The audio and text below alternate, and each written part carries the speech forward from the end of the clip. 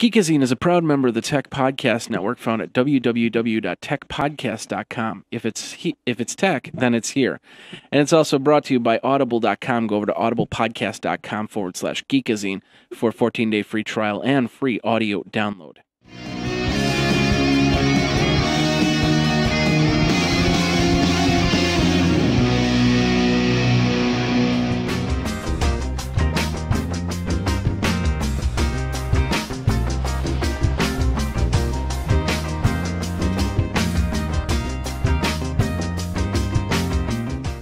Ladies and gentlemen, boys and girls, children of all ages, Jeffrey Powers here. Welcome to the OTT. OTT stands for over-the-top television at its best. My name is Jeffrey Powers. Of course, you can catch me over at Geekazine, www.geekazine.com, for all the cool videos and so on and so forth. I'm putting out a 5-part series this week on how to use Wirecast, so you can check that out also in the special media feed, which you might be getting the OTT on. Of course, the OTT does have its separate feed over at ott.geekazine.com.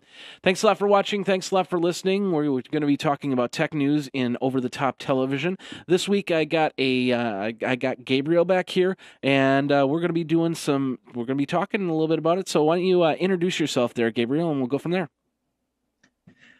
Well, as you guys know me from before, I'm just a good old tech enthusiast and trying to build my podcast.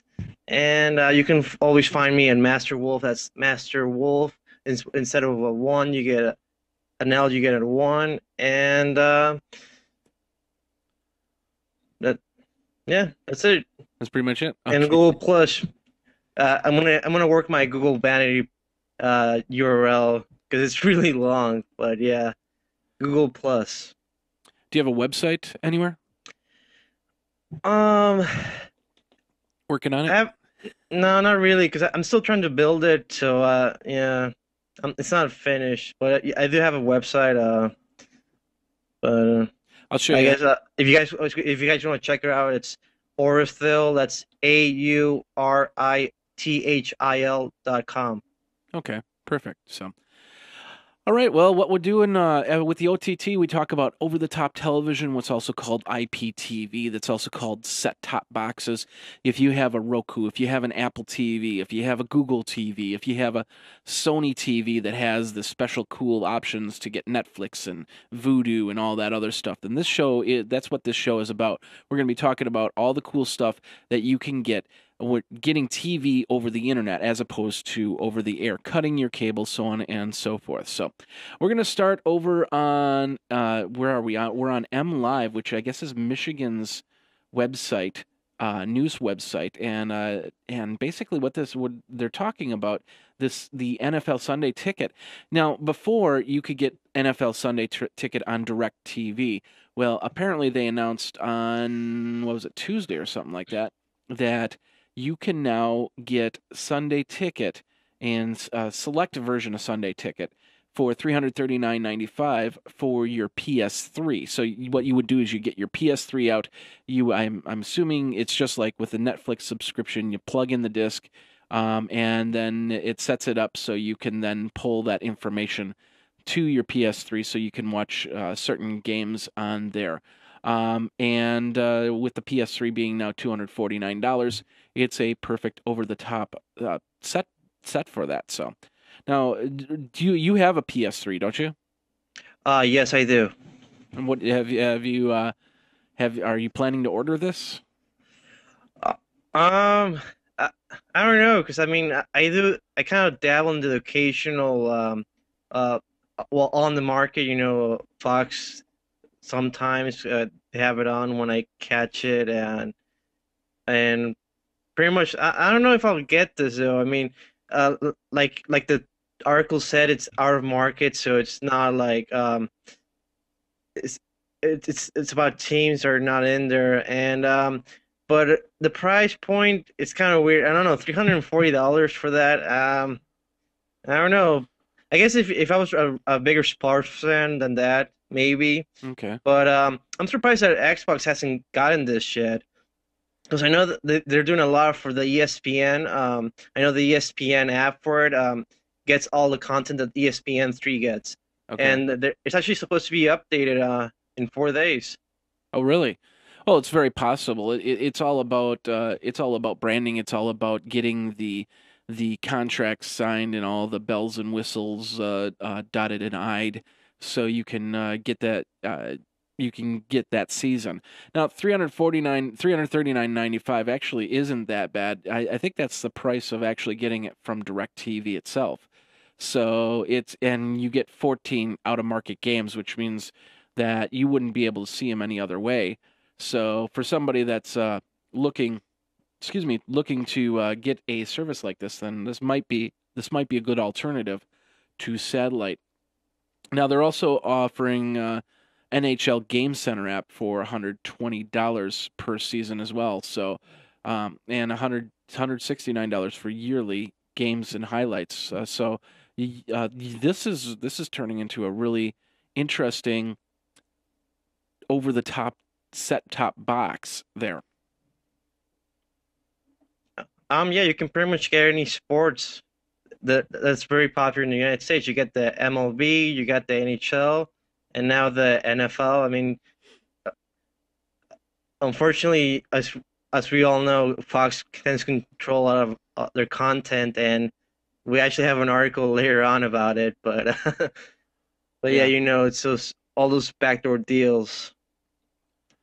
I don't know if I'd call them backdoor deals, but I would call them, they're basically deals. I mean, when you have content and people want it, you want to fill out the right contracts and get the right amount of money for what you're doing, because then you make money.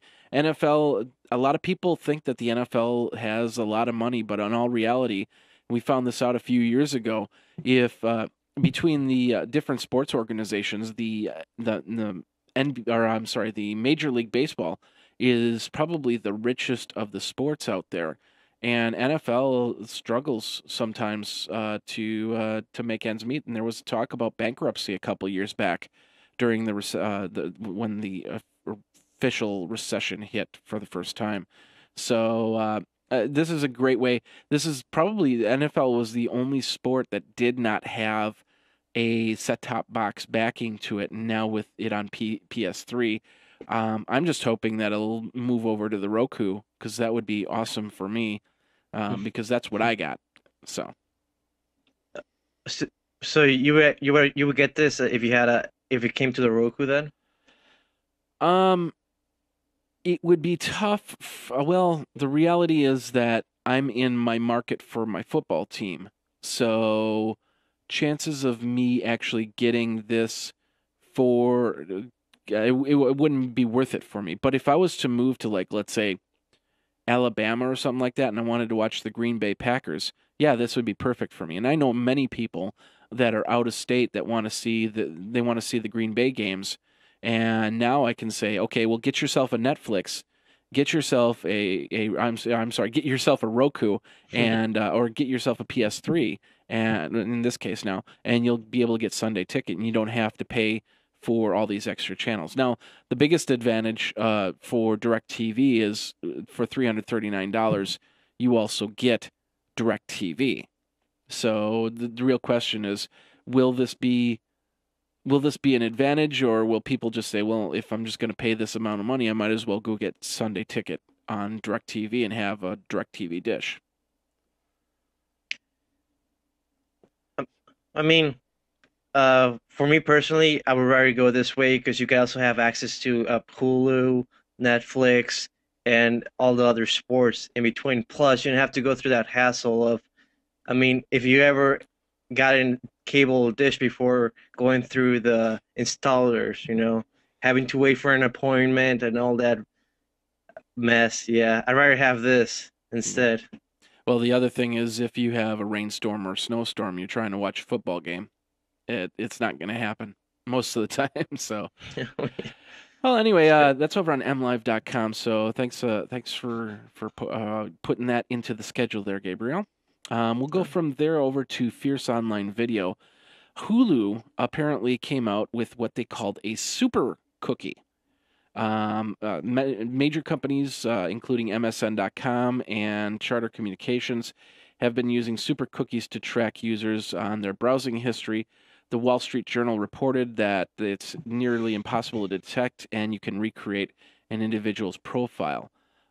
So it's pretty interesting on this little cookie that could track you. Now, for those of you who get a little scared when you see cookies, cookies are basically profile information. They shouldn't have any personal data. They shouldn't have any passwords. They shouldn't have any phone numbers or social security numbers or anything like that in there. It's just basically getting into remembering your computer, remembering what you have on your computer. So if it does have any passwords, then these super cookies are bad, but highly doubt that that's the case.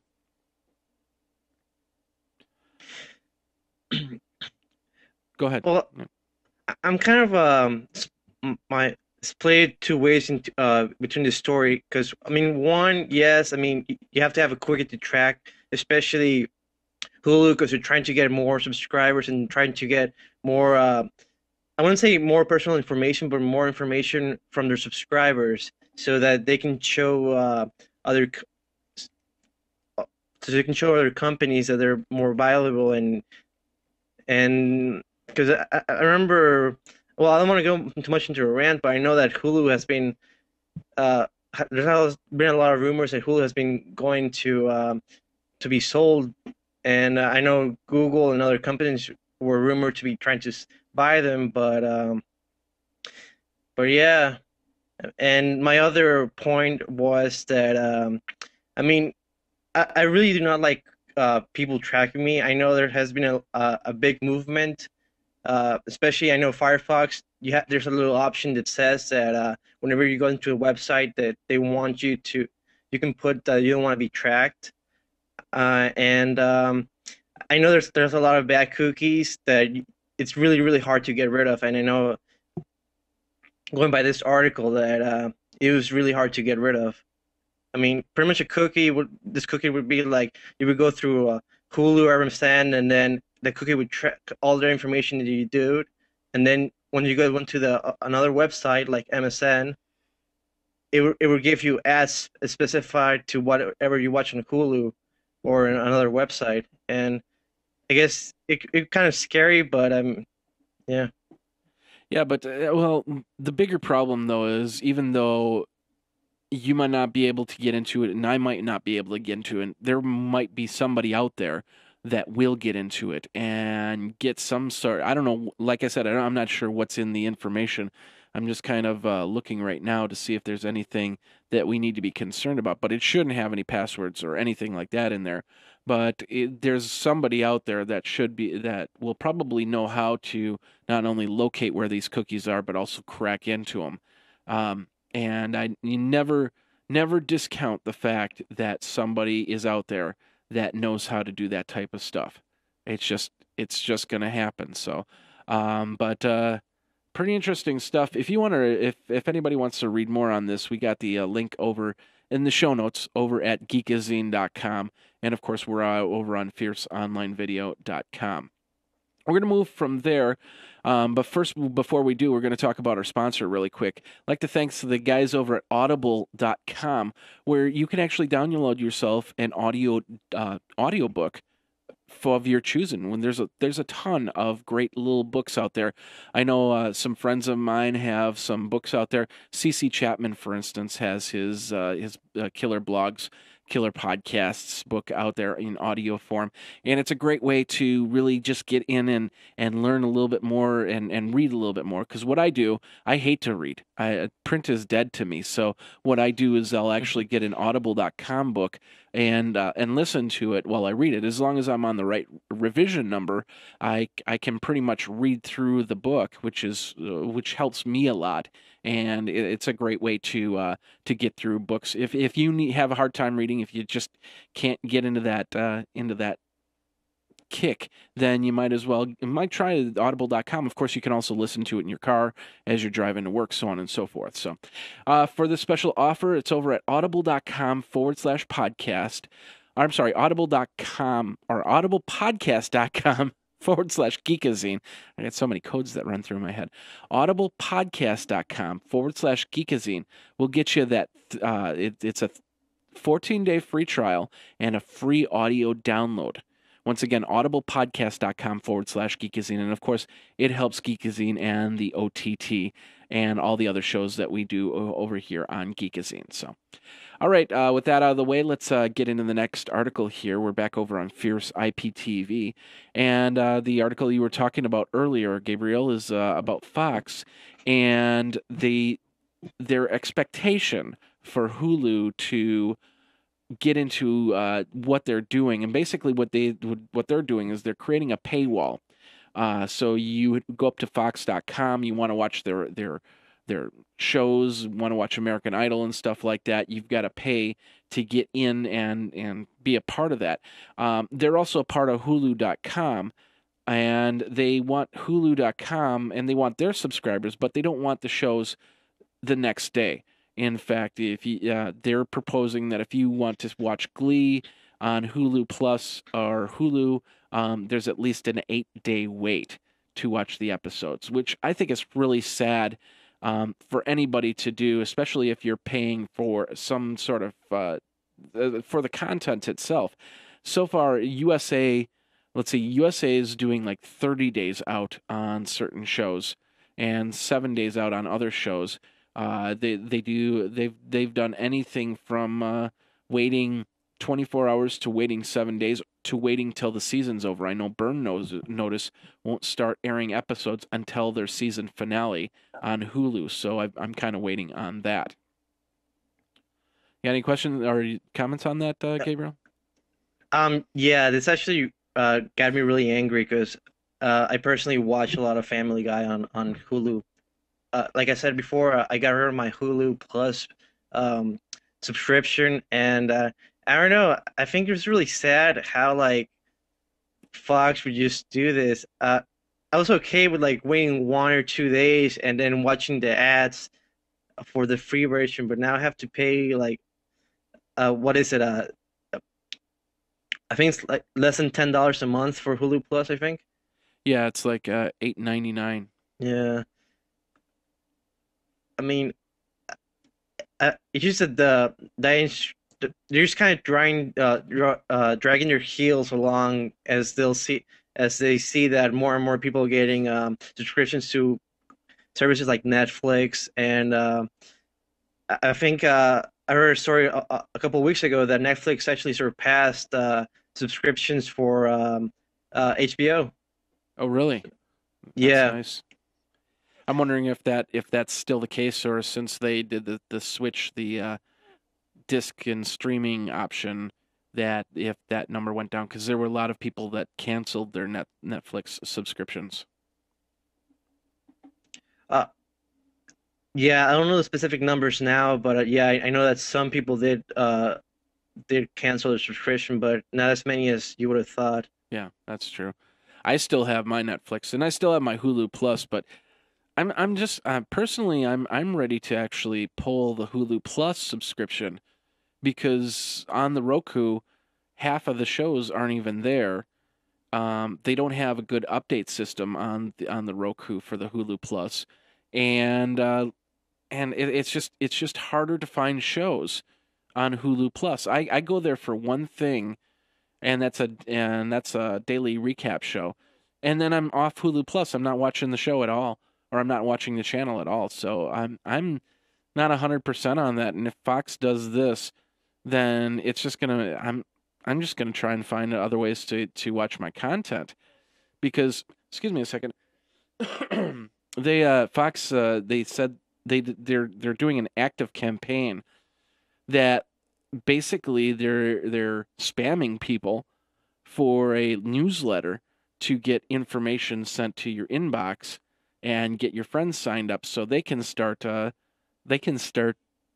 finding that going over to Fox.com and subscribing there. So I don't know. Did we ever find out a price for Fox's paywall, or do you know? Are you on top of that or no? Well, from what I got from the article, it wasn't really a paywall. It was kind of like they were just trying to get people to get a Hulu Plus or a into Dish Network? Because I know it said on the article that only the you would only get to show the. It doesn't really say if it comes a day off or maybe a day after for Hulu Plus or the Dish Network. Okay. It does But say yeah, it does say I'm over on Fox's website and it says underneath the watch full episodes it says Dish Network customers will be the first to access new episodes of Fox shows online.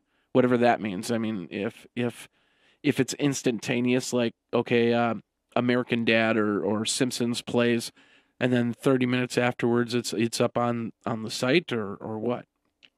yeah, it's yeah, it doesn't really say, but well, I'm actually even surprised that they would give more into this network than Hulu Plus, because I know, like you said, they're trying to spam their customers. I don't know. This just makes me either wait 2 weeks or try to get Family Guy from other ways. I mean, Well, it's really sad. yeah, it's I don't know. We'll see what happens here, but I think that if they start, I mean, there's a lot of people that watch, like Bones and House and so on and so forth.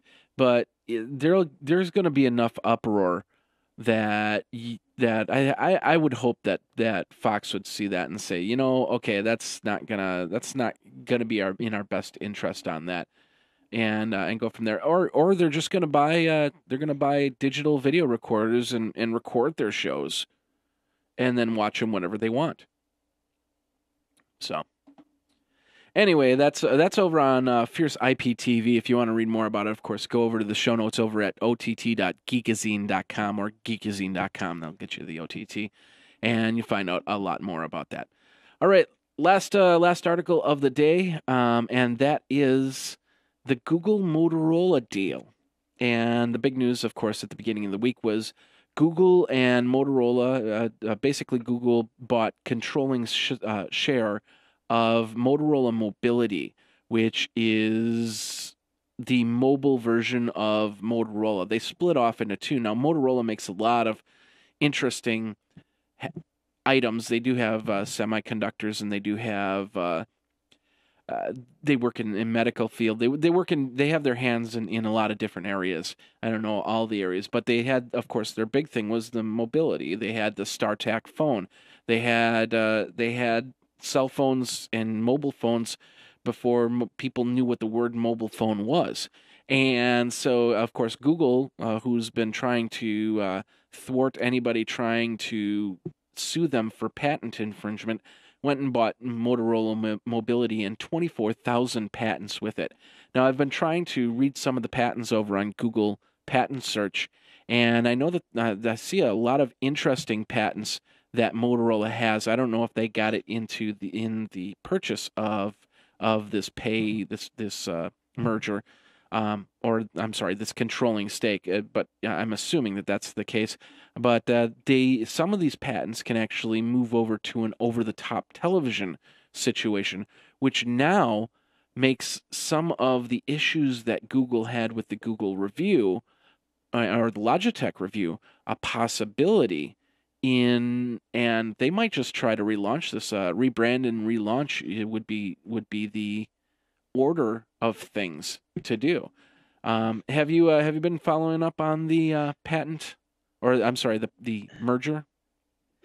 Um, yeah, I know that it's the wholesale was about 12 billion, and I know that it's kind of similar to the AT&T T-Mobile deal that if it doesn't go through the FCC, I mean, sorry, FTC, then they're gonna give Motorola around $2 billion. And but yeah, this is just a defensive maneuver by Google because I know they've been being sued by Samsung, Microsoft, pretty much every other company. Yeah.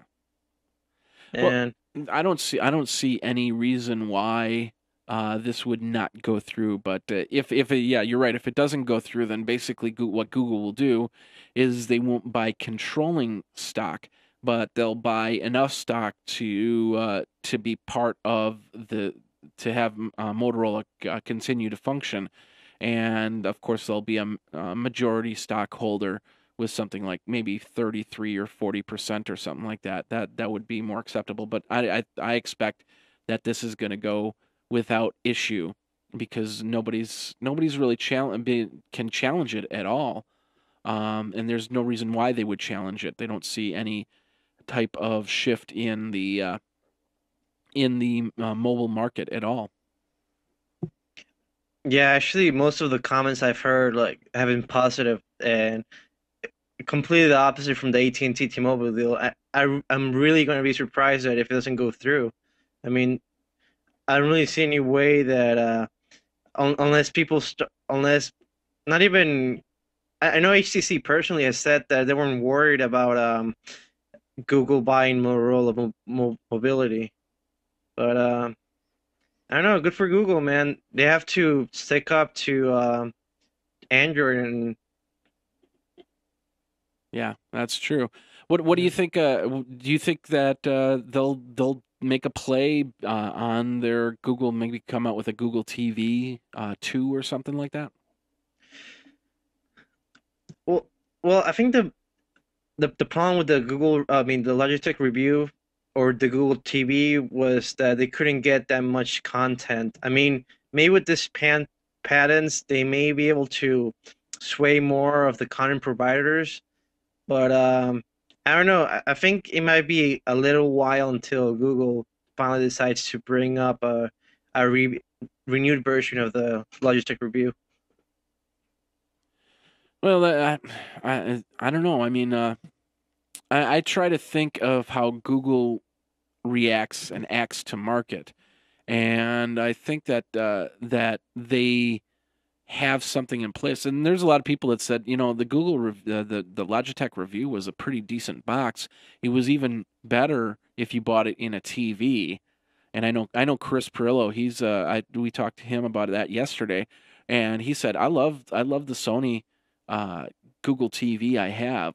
It does well. So uh, you take that for whatever it is. But I've heard a lot of good reviews from the Google TV. So I'm hoping that they push it out, and now with new this new set of fire that they might be able to do that and probably even push through. Of course, part of it was patents, but the other part was content providers and things like NBC and Fox and stuff like that saying, "Wait a minute, no, we don't want you to come out with an over-the-top TV solution." So, Yeah, I mean, like, I would probably say they probably have a better chance of getting HBO Go than any other NBC or Fox or anything like that. yeah, that's true. Speaking of which, so I've been meaning to ask you this question. Well, did you say that you cut your cord last week, or not that you have cut your cord? No, I said I don't really watch any TV at all. Like, I live in with my family, so they still have a TV, Okay, but I mean, nobody really uses it except for my grandma. okay. If you were to cut your cord tomorrow, what would be the one TV channel that you would want to take with you? Hmm, Comedy Central. Comedy Central? Okay. Yeah. I personally haven't had cable in a couple of years, so I really can't think of a channel myself. There were a few channels. I mean, I did watch. Let's see, I watched the Outdoor Network. I watched a little bit of G4 TV, although not as much anymore as I used to, when it was, of course, Tech TV. But I was thinking about that question earlier today, and it's like, I don't know what channel I would want to take with me. Probably, basically, I would want to take something like HBO or Showtime. And with the HBO Go, that's the one thing that frustrates me the most is with HBO Go, I can get I can get it online, but I can't get it online unless I sign up via my cable provider, and then I can get HBO Go. And it's just like I don't want to do that. I just want HBO Go. I don't want the other channels. So And that's not even the worst thing. The worst thing is that HBO is kind of being strong more into limiting what providers you can actually get it from. Because I know off the top of my head, I know it's Comcast, AT&T, Uverse. I know I don't think not even Time Warner Cable has it. I mean, Time Warner, the cable company, has it. So even if you have HBO from Time Warner, you wouldn't be able to get the HBO Go app. Really? Yeah, Yeah. that's crazy. All right. Well, more information on that, of course, you can go over to fierceiptv.com to get more information. And of course, go to the show notes over at Geekazine, ott.geekazine.com, and you'll get to that page. So, all right. Well, that brings us to the end of another episode of the OTT. Gabriel, thank you very much for coming on the show once again. Did you tell them your Twitter handles and stuff like that one more time? Um, Twitter is Master Wolf. That's instead of an L, you put a one, and you can find me on Google Plus. You can follow the show notes, and I'll give you a link to find me, and that's pretty much it. Okay. I'm mostly in Google Plus. All right. I'll put your stuff into the show notes, your links into the show notes, and go from there. So. Hmm. Thanks for coming on the show there, Gabriel. My name is Jeffrey Powers. Of course, you can get me over on anywhere at Geekazine. Geekazine.com, geekazine.com. Think magazine, take out the mag, put in a geek. You're all good. Of course, Twitter handle is Geekazine.